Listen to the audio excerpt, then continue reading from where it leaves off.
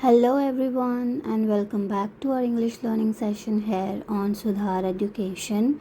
I hope you are all doing well and ready to learn another exciting topic in English grammar. For those who are just joining us, my name is Prerna Rajput. Yesterday we explored the present tense and learned about its various forms. Today we are going to learn and focus on the past tense. But before we begin, let me reiterate something important. Learning English isn't just about memorizing rules, it's about understanding how to communicate effectively.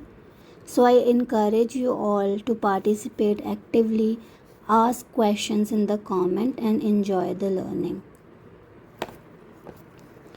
So, yesterday I told you about tenses, about past tense, present, and future. Now we are proceeding to the past tense. We are going to focus on the past tense for today. So guys, आज हम past tense की बात करेंगे. Past tense हमें हमारे actions या events जो already हो चुके होते हैं उनके बारे में बताता है. That have already happened. अगर मैं इनकी फॉर्म्स की बात करूं तो सेम एज प्रेजेंट टेंस ये भी 4 फॉर्म्स के होते हैं. Simple past, past perfect continuous, past continuous and past perfect tense. ठीक है, अगर मैं आपको कुछ कॉमन एग्जाम्पल्स लेके बताऊं तो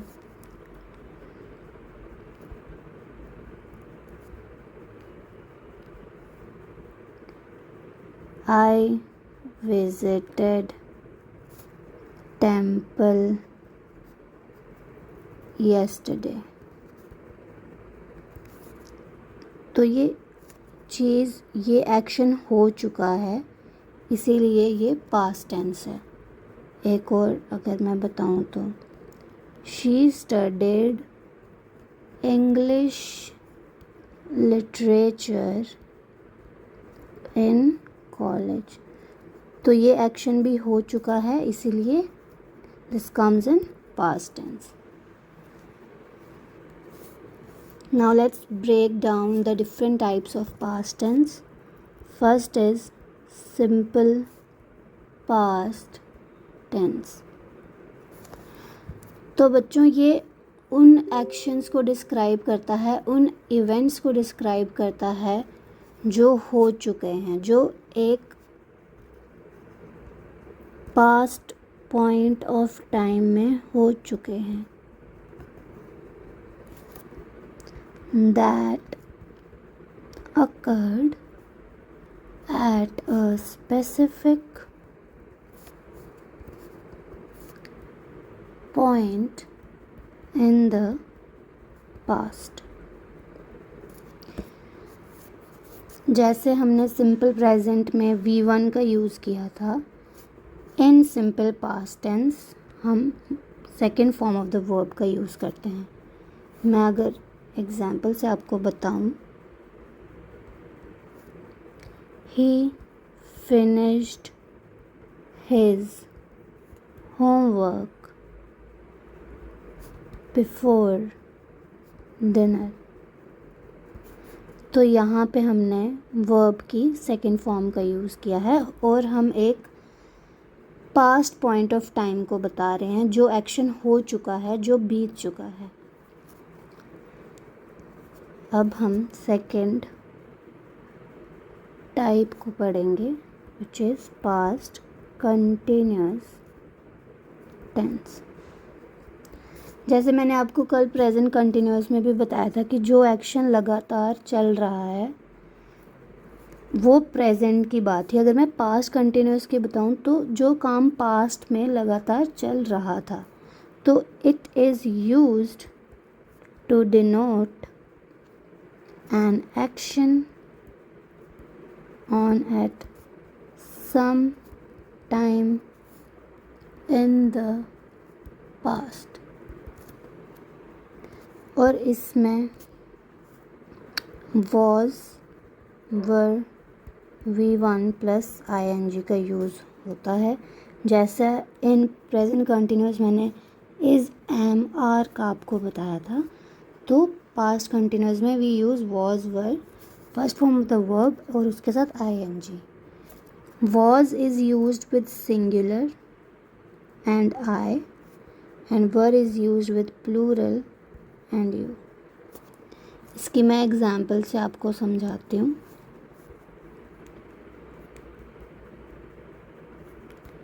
They were watching a movie when the power went out। तो यहाँ पे प्लूरल है इसीलिए हमने वर का यूज़ किया है, एंड वर्ब की फर्स्ट फॉर्म के साथ हमने ing का यूज़ किया है। ओके गाइस, अब हम प्रोसीड करेंगे नेक्स्ट टाइप पे, which is past perfect tense. ये रिप्रेजेंट करता है पास्ट ऑफ पास्ट को। जैसे अगर मैं आपको बोलूँ कि जब मैंने तुम्हें देखा उससे पहले तुम बहुत पढ़ाकू थे, तो मैंने दो एक्शंस के बारे में बात की और वो दोनों पास्ट ही हैं कि जब मैंने तुम्हें देखा था उससे पहले तुम बहुत पढ़ाकू थे। यहाँ फिर मैं बोलूँ कि the doctor came after the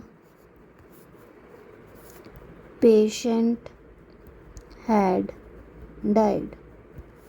तो यहाँ पे भी दो एक्शंस की बात करी है और दोनों पास्ट की बात करी है। तो I hope I am making myself clear. अगर मैं आपको एक और एग्जाम्पल के साथ बताऊँ,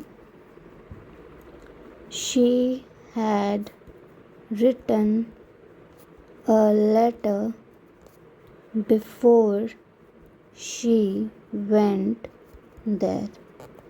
तो इसमें भी हम देख रहे हैं कि दो एक्शंस का यूज़ हुआ है। ऑल्सो पास्ट परफेक्ट टेंस में we use had plus verb की थर्ड फॉर्म। अभी जैसे हमने देखा कि she had written a letter, तो ये जो एक्शन है हमारा ये ज़्यादा पुराना एक्शन है, तो यही पास्ट परफेक्ट को रिप्रेजेंट कर रहा है। ऐसा ही ये सेंटेंस बनेगा और यहाँ पे वर्ब की थर्ड फॉर्म भी यूज़ हुई है। Next fourth type, past perfect continuous. तो कोई टास्क जो पास्ट में है, पास्ट में कंप्लीट हो चुका है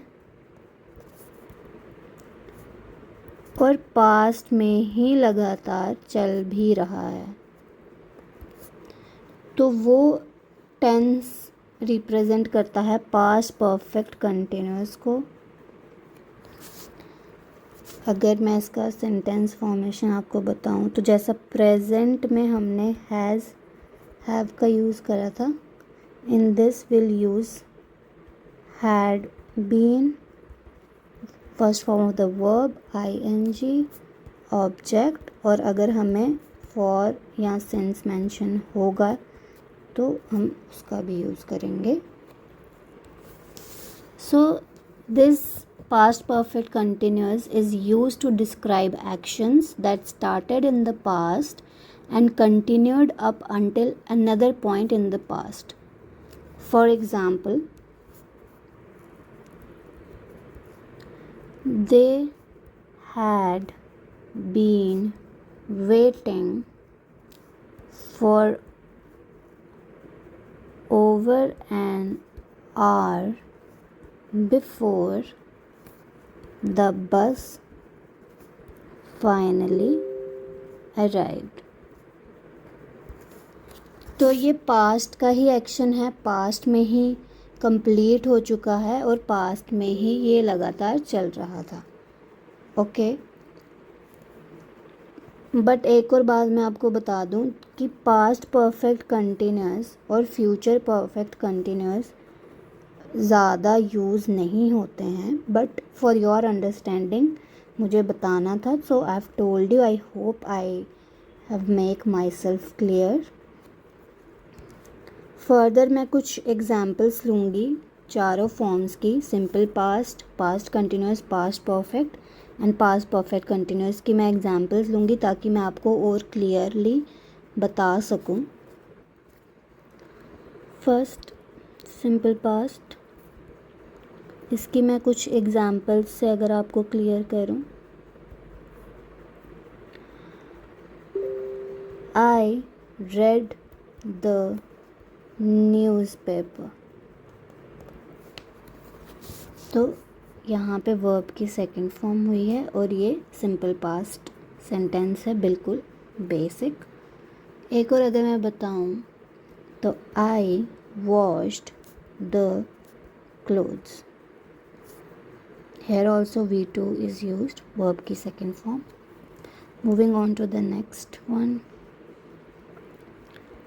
पास्ट कंटिन्यूअस टेंस.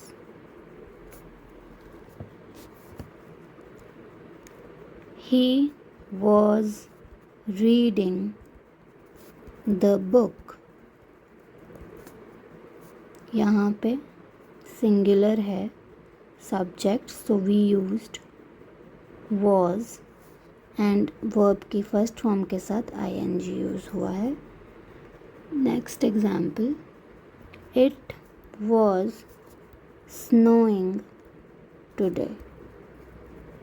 तो यहाँ पे भी हमारा subject is singular, so we have used was with it, first form of the verb and ing.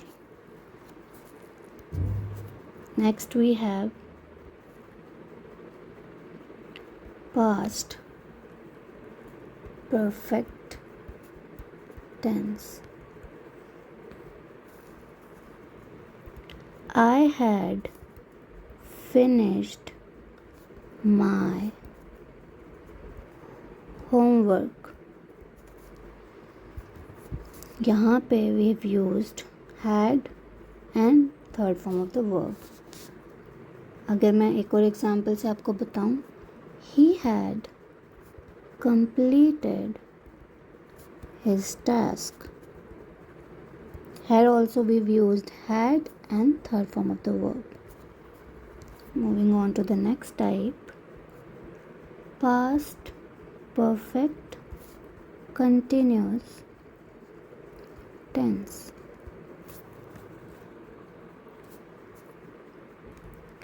He had been completing his assignment for the last 2 hours.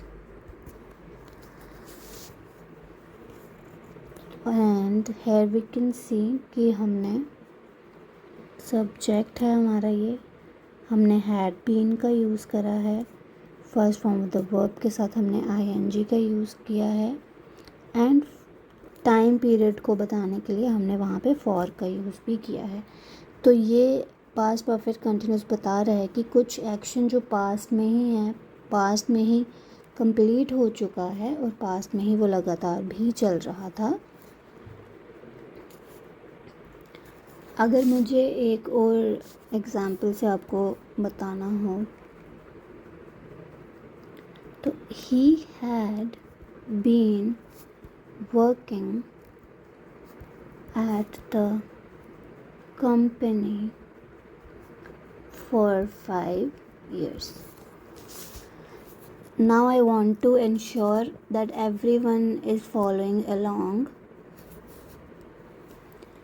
As we wrap up today's lesson on the past tense, I encourage you to practice using past tense in your daily conversation and writing. Pay attention to how native speakers use it and don't be afraid to make mistakes. That's how we learn and grow. That's all for today, students. Thank you for joining me, and I look forward to seeing you in our next session where we'll explore the future tense. Don't forget to like, subscribe, and share this video with anyone who might find it helpful on their English learning journey. Until next time, happy studying.